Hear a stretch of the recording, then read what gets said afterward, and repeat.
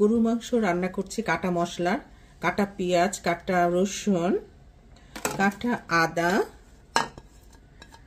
Great করা, পরিমাণ মতো শুকনা মরিচ, দারুচিনি, লবণ, গোলমরিচ, লবঙ্গ, chilli flake, chilli powder, roasted curry powder, turmeric, জিরা গুঁড়া, ধনে গুঁড়া, এলাচ সব একসাথে দিয়ে দিলাম। দিয়ে ভালো করে পরিমাণ মতো দিয়েছি। দিয়ে এবার মাখাবো জিনিসটা।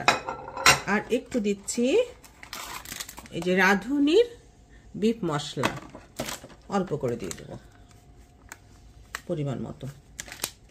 আর একটু আদা পেস্ট দিচ্ছি 2 চামচ, ব্যাস। পরিমাণ মতো তেল,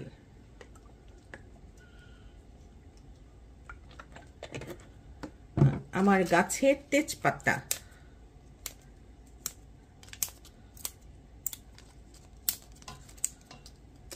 সব একসাথে ভালো করে মিক্স করব। যত মাখাবেন মাংসটা তত মজা হবে। আর একটু রেস্টে রেখে দিবেন 10 to 20 মিনিটস।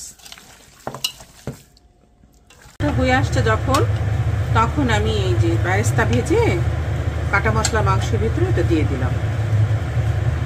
তারপরে ভালো করে নাড়ায় চাড়ায় আরও কিছুক্ষণ 20 মিনিটস মতো রাখবো।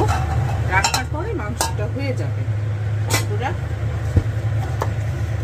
কিন্তু চুলা একদম লো হিটে দিয়ে রাখতে হবে।